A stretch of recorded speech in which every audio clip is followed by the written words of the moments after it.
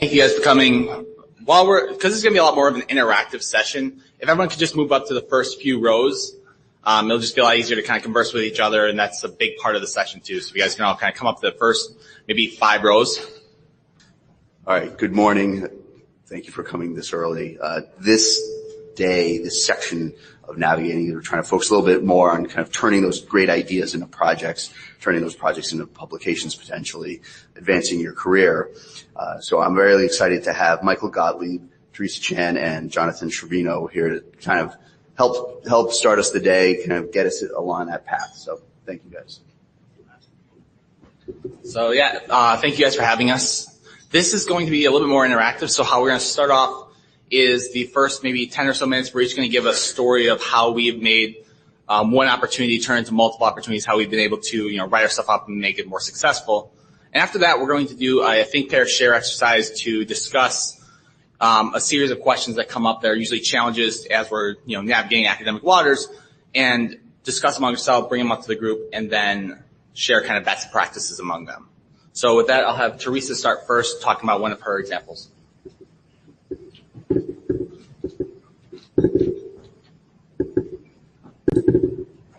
All right, so I got to be case study 1. Excellent. Thank you very much for coming this morning. It's bright and early, and I'm really excited that so many people are super interested in writing things up, so it's great. Congrats to you for being here, because showing up is half the battle, right? All right, so foam ed, or foam, is something that I got involved in a little while ago, and I think that it has changed the way that I disseminate my research. It's changed the way that I interact with other scientists and learners that I might want to make sure know about my product. And it's a phenomenon that I think it's worthwhile noting that it's not unique to just emergency medicine. It's something that there's an open access movement that's probably evolving in a lot of different scientific fields concurrently because of disruptive innovations such as the internet and social media. And it's really important to think about yourself when you are a writer, to think about all the different ways that you can integrate these new technologies into your dissemination strategy. So a couple of years ago, we did a study where we looked at number of blogs and podcasts and how they grew. And as you can see, it's like an exponential type curve that's been going on. And this is just in emergency medicine, critical care. And over the last decade or decade and a half, we've seen a large rise in the number of people who are producing blogs and scholarly blogs and scholarly podcasts to help us continue being better clinicians and pushing our envelope. And so what this allows for is a bit of a co-construction of knowledge. You'll see on the blogs people comment quite regularly, or you engage in discussions on things like Twitter or other social media platforms, even Facebook, right? So I think that it's a very exciting time to co-construct that knowledge and to bring it all together. And so I'm from McMaster University up in Canada, and we pride ourselves in having originated one of the concepts of problem-based learning. And so when I got onto the online scene, I was like, we have a lot of podcasts, which are like lectures, and blogs, which are like textbooks. But there's this awesome opportunity for online engagement that I felt we weren't fully harnessing. That's a really social component, that sharing of sharing within the community of practice. And so we worked on a project called the MEDIC series, the Medical Education and Cases series. And what we did was we launched a case. Actually, one launches today, so you can check it out. And the case is basically a messy, kind of real-life, fictional case that basically describes a difficult medical education scenario. Things from an attending that maybe is a little bit indiscreet with a learner, all the way through to a learner that maybe is just fully disengaged, or a horrible lecture that went on. And these are the vignettes that you're told, and then we ask you to engage in a case discussion around some guided questions and maybe just your thoughts on how you handled this in the past or how you would handle that fictional case, kind of inspired by the Harvard Business Review cases that they have in the end of each of their issues. And then what we do is we host that blog discussion, right? And so you put it all together. There's people interacting. And I think a couple of you have actually engaged, and I see some familiar faces that I've seen contribute their thoughts. And thank you very much for doing that. And what we do is we write it all up in a package, and we actually put it all together. So this is kind of a diagram of what we do. We have a case. We get some experts to respond to the case, and we're basically prior to posting the case, we even get them to write their answer at some point. And then we decide on a decision to release the case.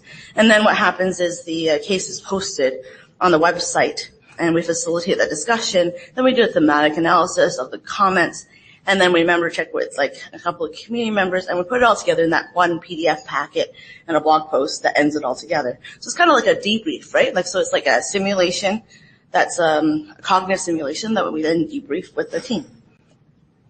And so what we did was with this process, we took the actual innovation that we did and we turned it into manuscript for academic medicine. And we were lucky enough to survive the peer review process and come out champions in the end. And this paper is available for you to, read if you have access. And I think it's almost old enough that it's going to be beyond the paywall. So it's great, right? So you can take a look at it and see. And we kind of give you the nuts and bolts. That diagram or a derivation of that diagram is in there, and we give you the behind-the-scenes look to explain what that innovation was. So that's one of the acts of scholarship that we did with this project. The other thing we did was we said, well, we've got all these really good summaries, these PDF handouts that people can use, but some people like to just read en masse. They like to put it all together in one spot. And so what we've done is actually publish a series of ebooks through iTunes or actually through ResearchGate as well, where you can download all the cases in a more refined version. We've had a copy editor go through it and put it all together with a good layout and stuff like that, so that you can just flip through like a workbook. So you can download these and you can use them for faculty development and things like that. So that was another act of scholarship that we could like edit a book and curate it and put a little bit more details into it. And so that's kind of like an example of, I think, a scholarly way to go about innovation that you can report in the scholarly literature and then put together into other acts of scholarship such as ebooks, which I think are kind of non-traditional ways of publishing, but I think can be quite powerful and be helpful in terms of dissemination. So I'm going to hand this over to Mike. All right, thanks, Teresa. So mine's a little bit different of a route. So mine takes place actually when I was an intern in residency. I had this idea. So I had this patient. We went to intubate them, and we couldn't really see the cords very well, and the NTL-CO2 was not specific. So I grabbed the ultrasound probe, and I stuck it on the neck, and I was like, I think I see it. And I thought it was super novel at the time because I was an intern, and I was like, this is the first time it's ever been discovered. No, this is not remotely the first time it's ever been discovered. In fact, as you guys know, there's tons of literature dating back about 10 years before I was even a resident. But at the time, I thought, oh, this is a great idea. So I said, okay, let's try to write this up. And I go ahead and look up, and I see, oh, damn, all right, this has actually been done before. All right, alternate options. So this is kind of my pathway, and I say this because this is valuable both from our standpoint, but also if you have resident learners that come up with, you think, novel projects, and they're like really excited. They're like, it's a novel project, and you're like, nope, it's been done before. So what do I do with that idea?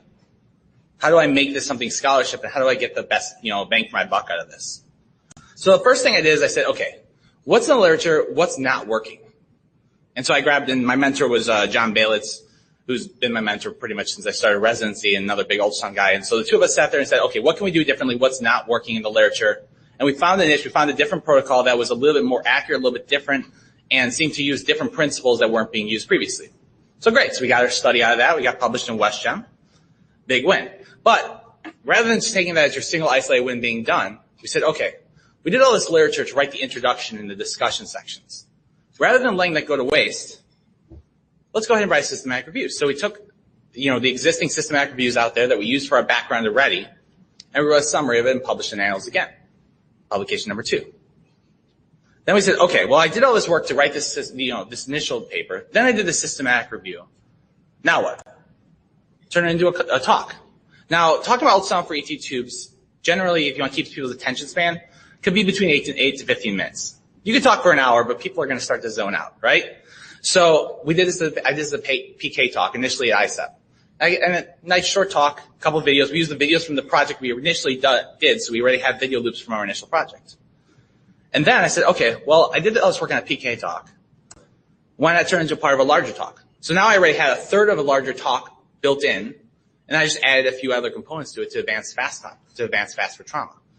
And then this one, I've been able to give it a couple lectures, and I still pull that PK out of there. So it ended up being initial, like this project that seemed like a really great idea, and it turns out it's been done before, led to a couple papers and a series of talks with not a lot of additional efforts, because each time I'm just looking for a quick review of the literature since the last time I've done something. So that's kind of my example of how you can take something that seems like it's already been done before and really maximize it to get a lot of scholarship out of it. And I'll pass along to John Charbonneau.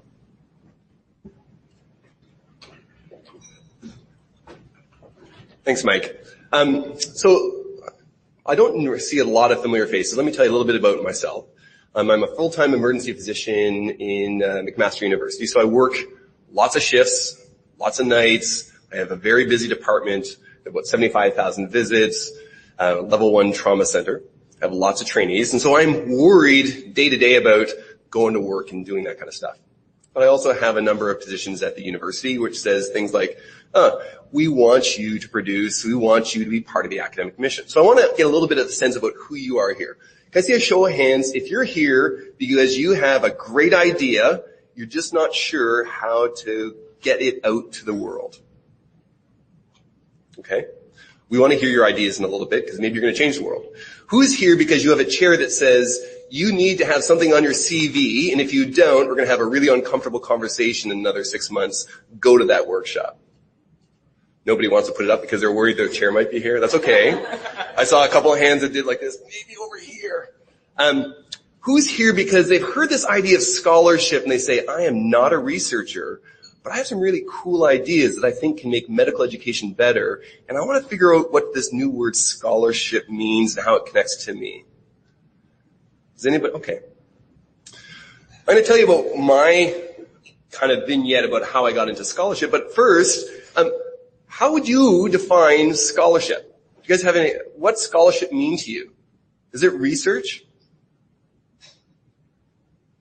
Shout in an answer. Give me a theme that you have here. Dissemination. Okay, so the idea is that if you have a great idea and only you know about it, you probably haven't reached that criteria for scholarship. So dissemination is important. What else does scholarship require in your mind?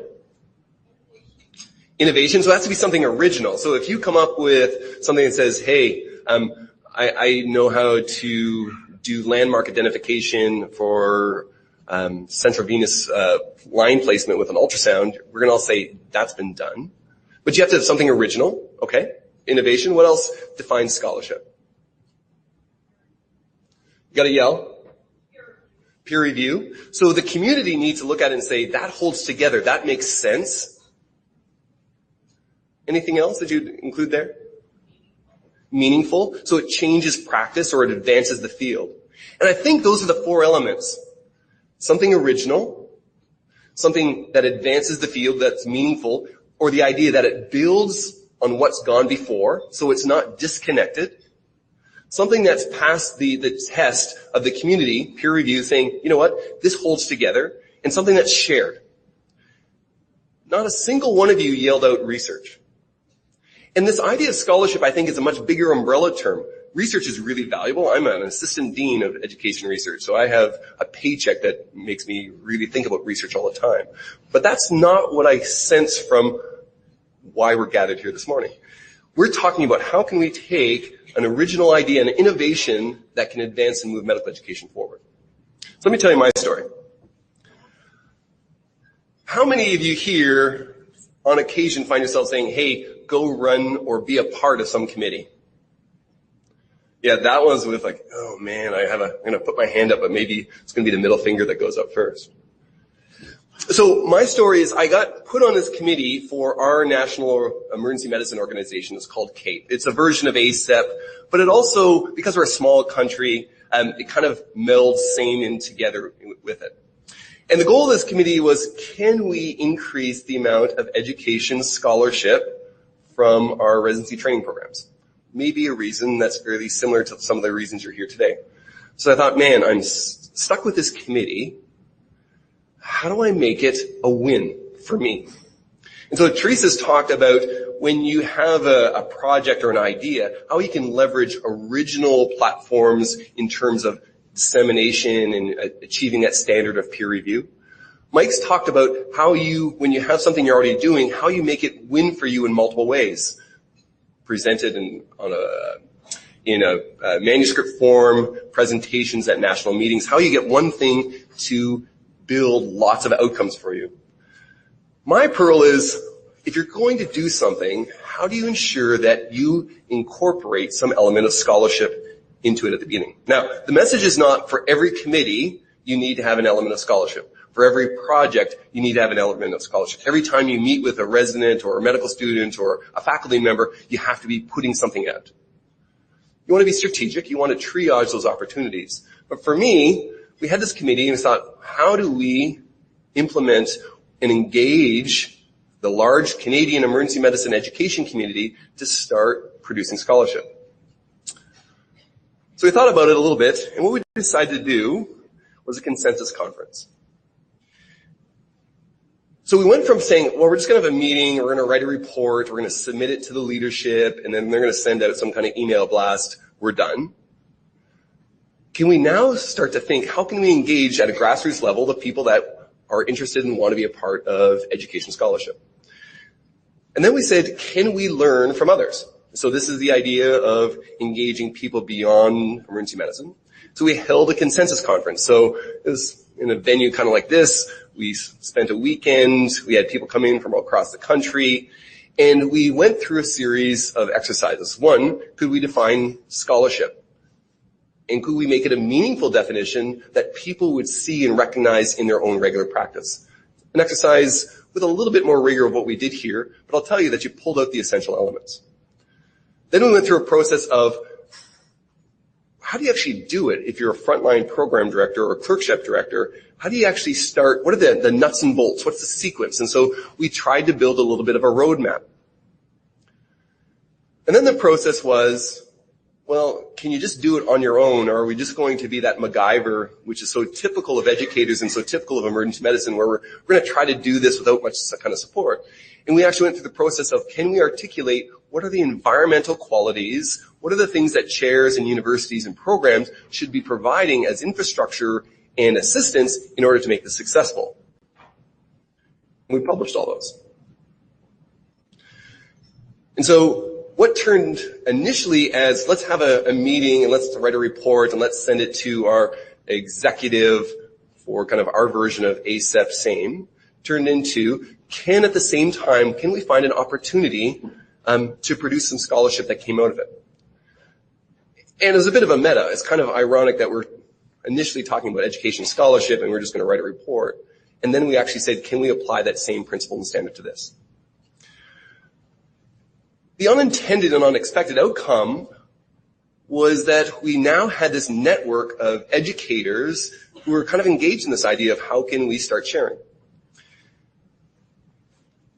Let me throw another question to you. Is the peer-reviewed journal the only option in terms of dissemination? You all appreciate and understand this. And so we developed a process whereby on a monthly basis, each program was submitting to our podcast, to our blog, to an email distribution list, a synopsis of something innovative they were doing in their program. For those individuals who were doing it, they had an opportunity to change the world. Some of you wanted to do that. Some of them said, I'm not changing the world, but I have a really good idea that's going to make your job as an educator a little bit better. And the return on that investment for them is they now had this platform that their chair said, wow, you submitted your work that's profiled our program to a podcast or to this blog that has these many thousand hits. We're kind of interested in that. We want that to be captured when we have that annual meeting that many of us kind of dread, saying, so what are you doing for us?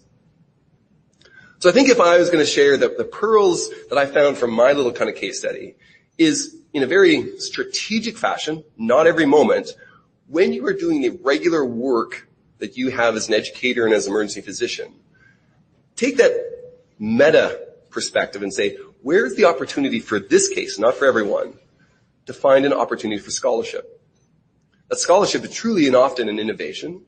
What are the original platforms for dissemination? And how can I make this work beyond just the original task? How can I have that scale?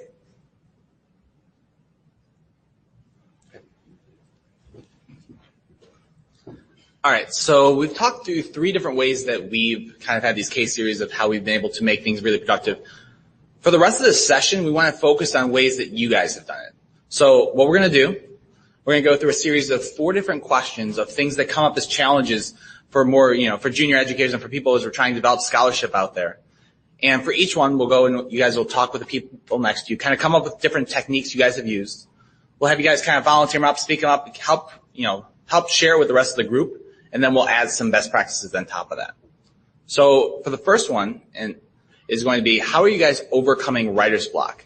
So we'll give you guys like 1-2 minutes, just kind of sit next to the people next to you, share as a group of a couple of people, and just come up with ways that you guys have been successful in overcoming writer's block in your guys' careers.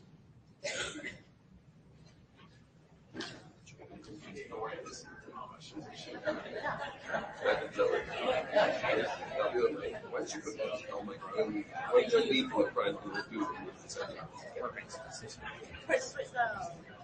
was going to say, I can flip it all the way back to the original. Yeah, of course that's what we're going to do.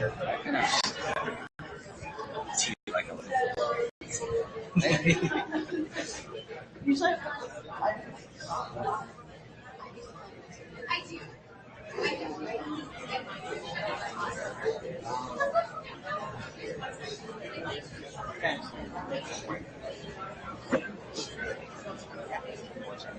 Are you going to come down off the stage?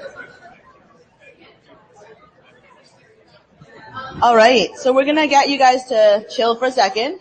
And Jonathan is going to actually come out into the audience and try to get you guys to engage. Is there anyone that wants to put up their hand? And Jonathan will come and listen to you whisper in his ear, and he'll repeat it to everyone else. So, because we noticed that there's no mics in the room. So, All right, so what's your solutions? How do you get over writer's block?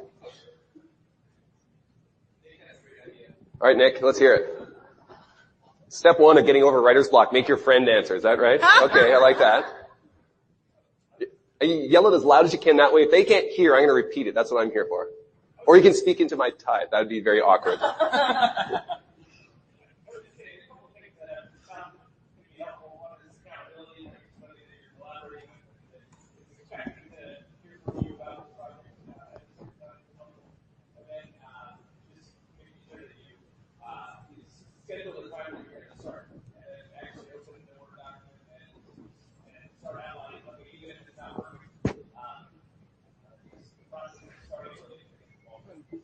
So I can pick up 3 ideas there. Social accountability. We all work to, that's lots of fun feedback. We all work to ensure that we don't irritate our friends. 2 is block out time. And your 3rd was just get something down, because it's way easier to edit than to compose. And so that stream of consciousness, that first draft, you never need to show anybody, because it'll be awful. At least my first version is terrible. But it's way easier to edit than it is to compose. I like to call that first draft the worst draft. The first draft, worst draft. And you commit to it. If you can convince yourself that it should be the worst and it'll only get better, then it's like, it just builds your confidence, I think, to like really, it's like a mantra. Like, this is the first draft, the worst draft. I'm just going to keep going. No editing, just keep going. Like Dory from, just keep swimming. But if you keep going, I think what happens is then you have everything down. Your logic maybe is hopefully something that you can, because you do it as much as you can in one sitting, it usually makes more sense than if you had an hour here, an hour here, 15 minutes there, 15 minutes here, right? All right, so please.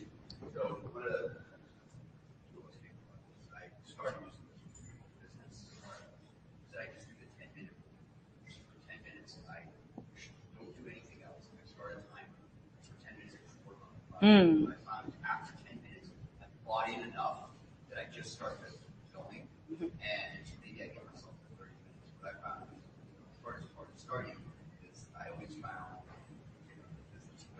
that there's another opportunity cost that I could do. Oh, hang on, let me just do this. I can knock off 3 minutes before I do this. But I found that if I do the 10 minutes, I don't have, it's not a doomsday clock. It's not clocking down in front of me, just staring at them. That I set it on my phone, away. Alarms, I find that I run into something and that I don't want to stop at something that started. anyone can survive 10 minutes of anything. Maybe not a case presentation from a really bad intern, but anyone can survive 10 minutes. If you're interested in kind of this approach, I think the business example is called the Pomodoro Technique. And they say 25 minutes, you're going to tolerate anything for 25 minutes. At your last 5 minutes of your half an hour, you have to stop. To kind of unload that working memory, take a break, and then if you want to jump in for another 25-minute block, often it's like, well, yeah, I'm off to the races. What I thought was an impossible start, I have a bit of momentum. As an idea. Phil Donahue. I was going to say, one of the things that I know Mike and I have, when we're collaborating and we're trying to get ideas out, we often have a pad of sticky notes and some Sharpies sitting around, and we'll jot down simple thoughts that then we will rearrange into a logic order. And I'm sure that more than one paper has come out of very vibrant discussions that seem chaotic at first, but when you sit back and you reorganize kind of that activity and some of those IQ tests right into a logical order, it's like the paper writes itself. And what's nice about that sometimes is you can take those sticky notes and you turn them into a pile. And sticky notes are easy to throw out. So you're sitting there doing your deep work or your 25 minutes of Pomodoro Technique, and you just write out one sticky note into a paragraph and you throw it out. And then the next one. And there's no turning back then because you've thrown out the sticky note, right? So you keep going, and you've already got that coherent logic that was built in when you ordered the sticky notes. And it's you're just writing up one sticky note. That's not painful. I can do that, right? And so that definitely lowers the threshold. Anything that lowers the threshold for writing, I think will help, right? All right, we're going to move on in a second, but not before you've had a chance to share your great hack to getting over writer's block. Anyone else have something they want to talk about? Yell.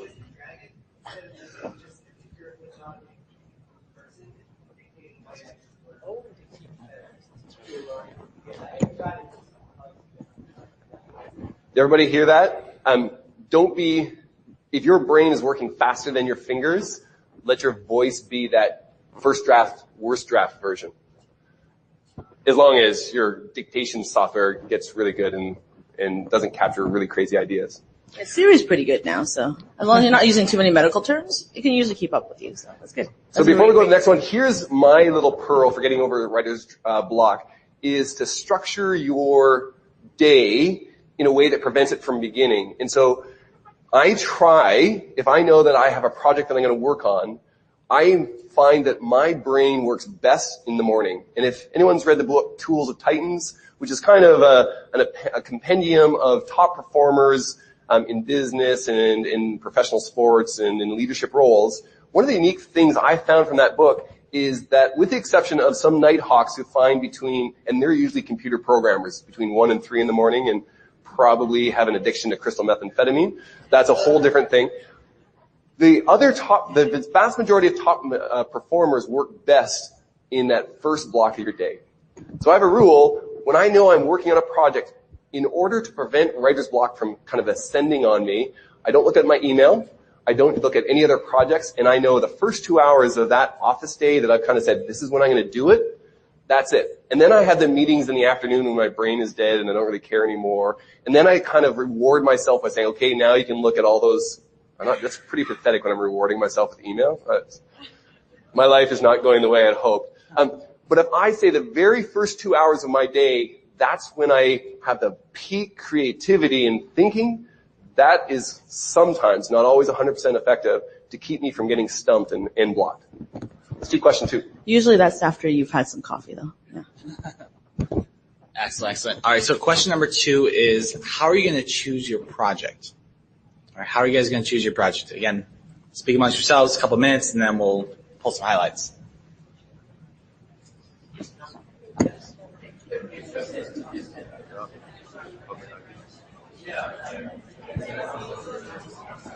All right, I thought I'd do the audience walk this time and get some cardio in. But are there volunteers that want to speak up about this question? This is a slightly harder question. I've struggled with this, I'll admit, myself. Someone know, when you're trying to pick a project, how do you choose what projects you do? Yes, go ahead. I just feel guilty about it. I'm an idea leech. Like, I don't come up with my own ideas. I'm just not good at that. So, but I've made myself indispensable to other people's projects. My help in IRB things or help in my writing stuff. We'll come to me with your ideas and say, hey, you help with this project and next to stuff that you're going at it. And sometimes you find an area you can say, I'm just scatter things. I was saying, oh, but hoping that one day I was talking about an idea. Now, I help you. So being a helper, it sounds like you're the guy that does the logistics, you know the system, you're like, I can throw this IRB together like tomorrow, or the next day, and that's really great. But how do you choose, right? Because in that position, then everyone's coming to you, and you get to be the kingmaker a little bit, don't you? Yeah, I think it depends on what I have. Okay, look at what you have going. Okay. So you stage your projects, kind of like you stage maybe your patients in ER, you stagger them a little bit so you're all seeing new patients. Yeah. So I'm obsessed with tracker boards because I did my thesis on tracker boards and how people think through them. And one of the things that really saved my life is exactly the idea. I have this folder that I have 6 folders for different stages, and I make sure that I clear off the reassessments, right? The reassessments you have to get out and out to the disposition before you can pick up new projects. So I always have that, like, revise and resubmits, or, I gotta send this out again because it got rejected by the last journal. And if you have a system that you can flag what's your most important priority right now, and then sort backwards to before you pick up new stuff, I think that's really important, right? We kind of do that with the rest of our lives, so it's important to think when you're doing project management in the same way. Yeah. So I use the improv technique of just never saying no, which totally should benefit sometimes. But in all reality, that's its development portfolio of teaching listening, no data sense, no cohesive outcomes. But I'm halfway decent at managing entities. And so I just don't say no. I shepherd them through the IRB and edit their stuff. And then that way they can do their own.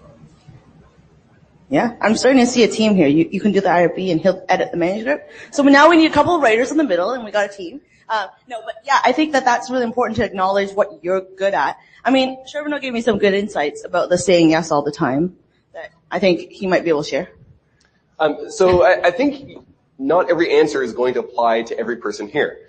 So I've heard the idea of, I don't want to be the principal investigator or the principal innovator, but I want to be a collaborator. And I think if you're doing any project without a collaborator, that's a bad model. It's too much work. So find a team.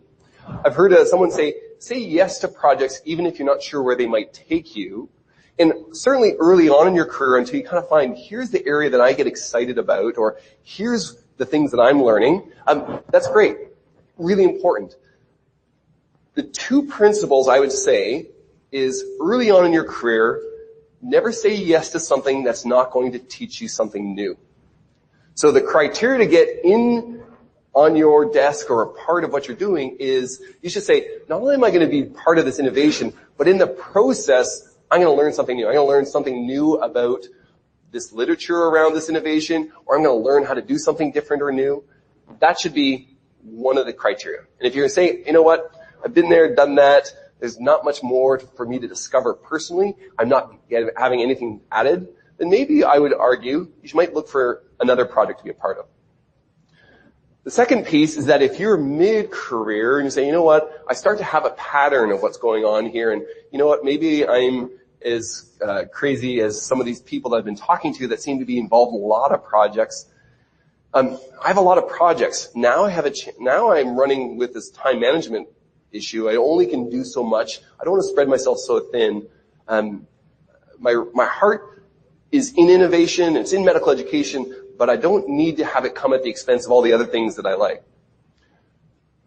In those, if that's you, I think you should say yes only if it's a hell yes.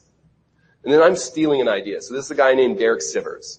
And Derek Sivers says, if you have an opportunity and you're like, yeah, that's pretty good. That'd be kind of cool. That's good. You should say no. It's only when you get really excited and say, hell yes, I want to do that, at that mid-level of your career should you say yes? Because now you understand that that's an indicator that you're going to make it a priority, that the other things you could say yes to, this is the triage one that's the best for you. So find out where you are. Are you early in your career? Just take a chance. Don't say no. Learn something new. Or your mid-level of career, which is the answer is it's only yes if it's a hell yes. All right. So that's another great insight. Thank you very much for sharing, guys. Is there anyone else that has a thought on how to pick projects? Oh, yes. Okay. Okay, just saying is, whatever you're doing at the time, like I work a lot with sepsis, so the stuff that I've already been doing with sepsis, turn it into research. I do some stuff with the web, so when I actually finish the things that I expect to do with the web, and take it to the residents and test how their interventions are in terms of their education, how they do, and turn that into research. Basically, whatever you're already doing, try to turn it into research. Make it count twice or 3 times or multiple times, it sounds like. I think the other thing I'm hearing there is that if you can start to stick to a certain area, you start having that deep dive. I think Mike kind of hollered at that earlier as well, because I think when you're becoming an expert in an area, it's much easier to write that next paper. Your lit review is not as exhaustive. You're adding maybe 2 or 3 papers. And if you set up your Google Scholar alerts well, Google Scholar will start just telling you what new papers in your area of interest. So that's kind of cool, right? And just one other kind of pearl to add on top of here before we move on to the next question. We talked a lot about the project based on the project. I think you should also pick your project based on your people. Work with people you enjoy working with. It's going to be a lot more fun to actually work with them. You're going to want to have those hangouts and the conversations. And it creates that social accountability in a good fashion. You actually like talking to them, so it's good to catch up on that. Part of the reason I really enjoy working with Charbonneau and with Teresa is they're just fun people to work with, and I genuinely enjoy them as people, so it makes the project more fun as a result as well.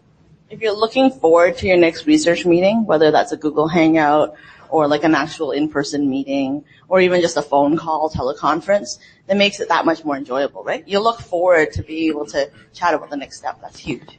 If you're looking forward to your next research meeting, you might have something wrong with you. It's actually the real message. Okay. All right. The third question is, so we talked about how to say yes to a project and what we should be looking for. How do you say no to a project? All right. A couple of minutes, talk amongst yourselves, and then we'll talk about some strategies. This one's much harder.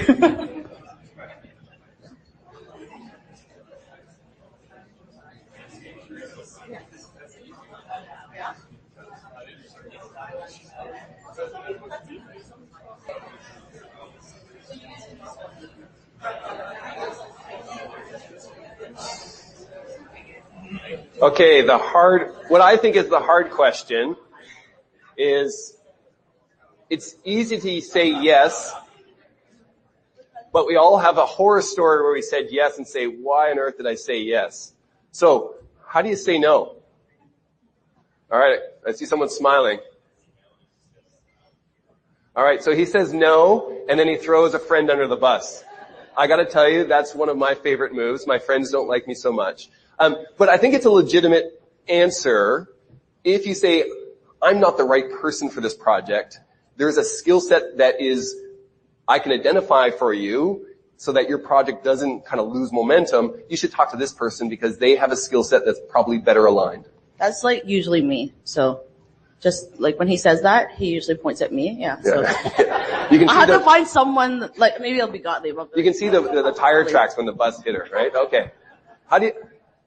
Sorry about that. Yeah. It's not you, it's me. Is that how? Okay, all right. Okay. Yeah. On that analogy, though. So let me pick up that is, I think, a very appropriate thing. We all need to be very conscious of who we are, what are the priorities for us, and I think it's a very legitimate thing to say, in my very busy professional and personal life, I've reached saturation. One of the new phrases that I'm using is, I'm on a sabbatical for whatever. So, and so, I don't mean sabbatical like I'm away from work, but I've decided in the next year I'm going to be on a sabbatical for travel. because traveling is kind of distracting me from all the other things that I want to do, which is usually mountain bike or get some of these big backlog of papers off my desk, etc. And so everyone goes, oh, you're on a sabbatical from that? That sounds so legitimate. It's not. It's a sorry but with a fancy word. It's kind of like Lent, I guess, right? Yeah. You gave up traveling for the I'm on Lent from that project. Okay. Who else? How else do you guys say no?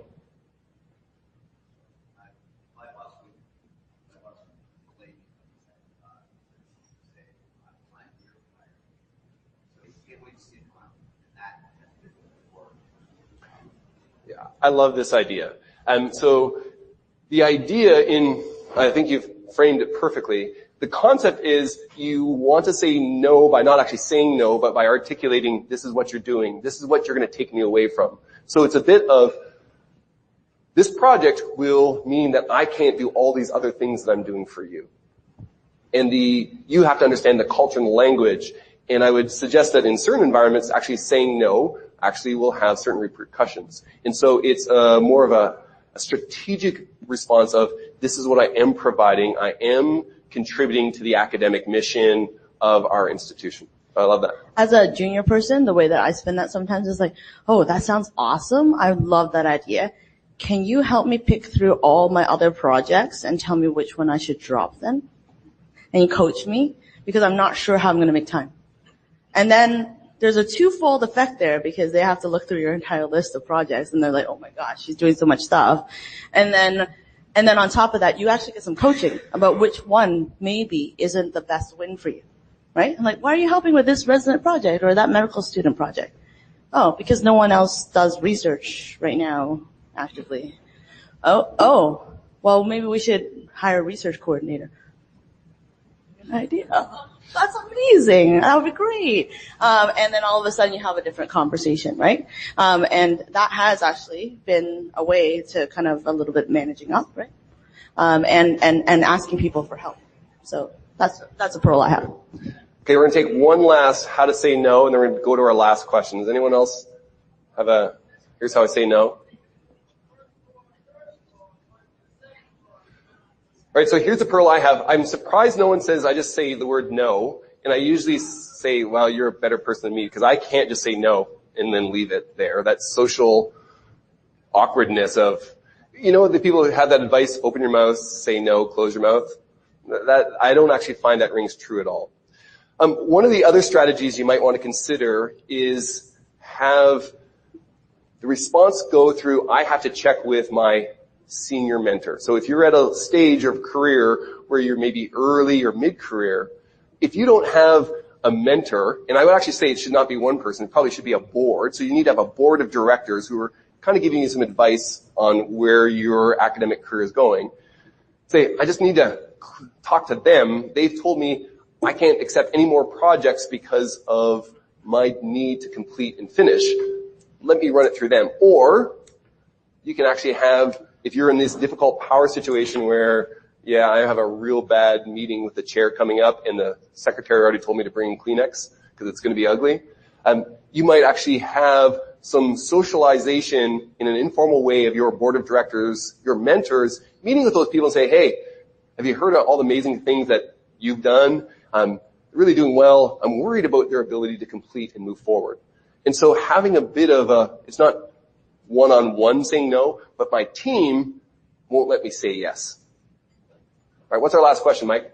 All right. So the last one is actually, now that you've had your project, you've come up with your project, how do you find your home for this project? All right. What are some ways you can figure out where it should be published or what we should do with this information now that we've done this project? So how do you disseminate it? How do you get it out to the world?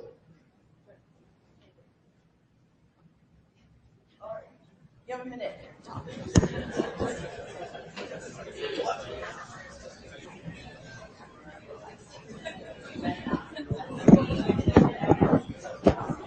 All right. Okay. So it sounds like we're dying down in conversation a little bit. So are there pearls for how you choose a home for your work of scholarship? Are there people that... Yeah? Okay.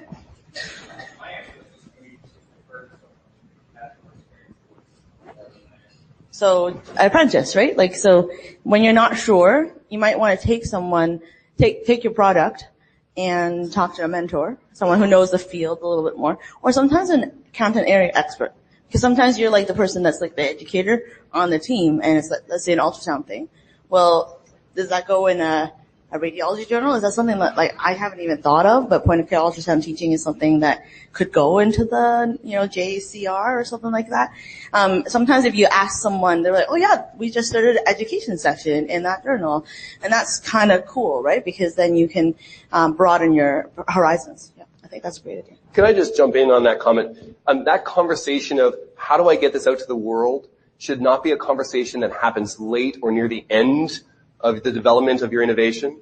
It needs to be integrated in the front. If you say, we want to produce some scholarship that our target is a print journal, you may not have an idea exactly what that print journal is. It's a very different thing is we want to produce this really interesting innovation and we want to share it on a platform like we're going to talk about in a second.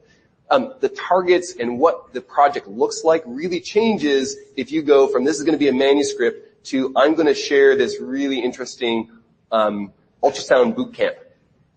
Those are very different kind of considerations to have. And you don't want to walk into one of your expert consultants and say, what do I do now? And they say, oh, there's a big important step that was a couple months ago you should have thought about. Yeah, and I think that like sometimes you have to think, is this an innovation? Is this a curricular packet? Is this something that is more scholarly in terms of research or program evaluation? And each of those formats will have different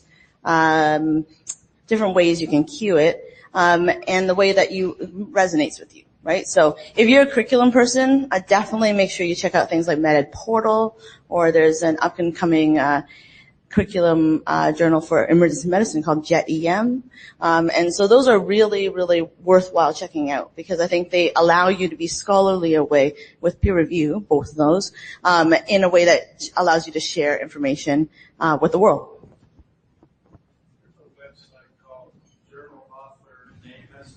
Oh yeah, Jane, yeah, journal author name estimation.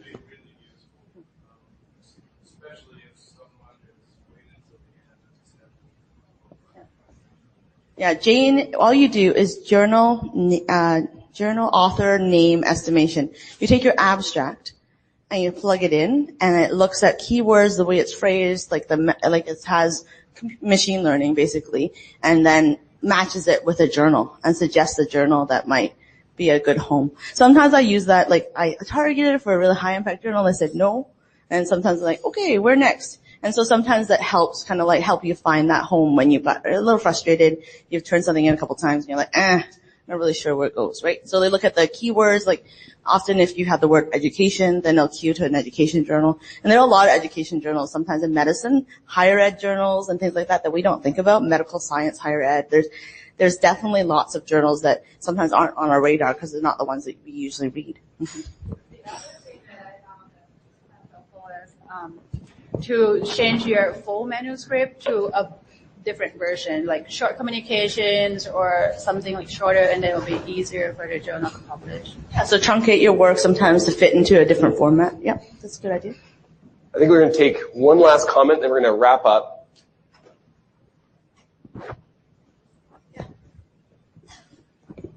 I think one of the things I make a decision, a rough estimate decision, once I've done my lit search. Because once I've done my lit search, I kind of have an idea of how I'm going to write it and which of these journals will it slot into approximately. And so I find that, at least from a pure manuscript point of view, I have a rough idea and kind of jot down where I think it would have the most success. Yeah, you can like audit your reference list and look where most of your reference list comes from, right? And that's a good, yeah. Like the way they publish. All right, so Mike, before you wrap up, my final pearl for this is not every project needs to end in a manuscript. And you need to have like a task alignment of this is how much effort and work, and this is the outcome. This is the metric that I need to get kind of the recognition for myself or for my program. This is the best platform that's going to share my innovation with the world. And it's a bit of math that you have to say is it going to be into a peer-reviewed journal, or are we looking at different platforms? We've talked about some of them, MedEd Portal being an area where you can get peer-reviewed credit for some of the innovations you have. But I am glad that none of you answered that said, my solution generally is to answer those emails, dear honored sir, I run a Nigerian-based journal which would be happy to publish your work if you give me your bank account number. All right. So Mike, take us home. All right. So it's just kind of interesting timing to give this talk as we just wrapped up one of our major projects, the Academic Life EM Faculty Incubator. So we finished our first year. It's, for those who don't know, it's a year-long virtual collaborative project. We take 30 junior clinician educators who are struggling with this exact issue, right? How am I developed themselves? We develop a community of practice amongst them with about 15 mentors. And one of the things we've realized across the year is a lot of these topics we're coming across here came across challenges. And interestingly enough, a lot of the things you guys had brought up were a lot of the things I discovered over the course of this year. So breaking it down here, things from the faculty incubator we kind of noticed in pulling in your points together. How are we overcoming writer's block? So first one is just scheduling out time set aside without distractions, whether it's the morning or the night, having a set amount of time, following Pomodoro guidelines, 10, 25 minutes where you're sitting there and you're dedicated to that topic so you're not distracted by emails and everything else that's going on in our very busy lives. With regards to choosing a project, first of all, it should be something that either teaches you something new or you have to be really excited about either the people or the project. As Jonathan was saying, it should be something where you're saying hell yes to the project, right? You have to be excited about the project, excited about the people, or learn something from it, especially as you progress forward. And we know that saying yes to one thing is saying no to something else. Really have a project that's valuable to you. With regards to saying no to those projects, have another either project or person in mind. So it's not just saying no, it's saying no, but here's another person. Or no, but here's some other things I'm working on. So it's always not just a straight no, you have a component along with it. And again, just remembering every time you do say yes, it does sacrifice your time. So make sure that you're saying no at times to make sure you have the availability to do projects you're really excited about. And the last one, how am I going to find a home for this project, right? How am I going to disseminate this work that I spent all this time on? The first part being, if you don't know the right idea for it, where it should be targeted for, ask your contact experts. Ask the people, whether they're your shop or other shops, ask them, where's a good outlet for this? Where do you think this would belong? Help target it from the, and if you can, try to target that really from the beginning. You'll be a lot more successful if you start your project with an end goal in mind. The last thing being, just consider different outlets. There's a lot of different potential outlets for your projects, and making sure that you have kind of that in mind when you're choosing your projects. So with that, I want to thank you guys for all the great ideas and for sharing with us, and appreciate you all being here. Thanks.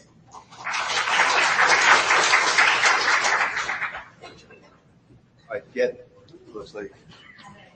All right, we'll move on. Thank you, guys.